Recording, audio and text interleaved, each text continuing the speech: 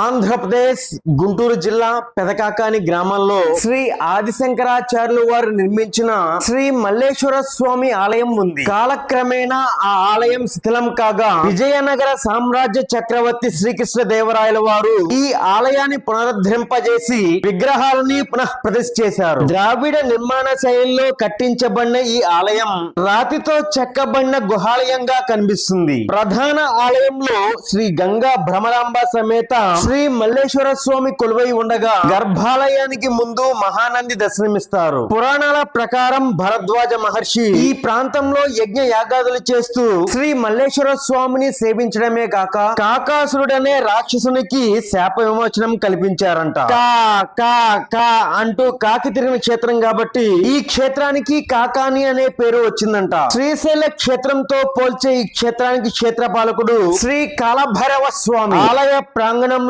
ఉన్న శ్రీ సుబ్రహ్మణ్యేశ్వర స్వామి పుట్ట చాలా ఫేమస్.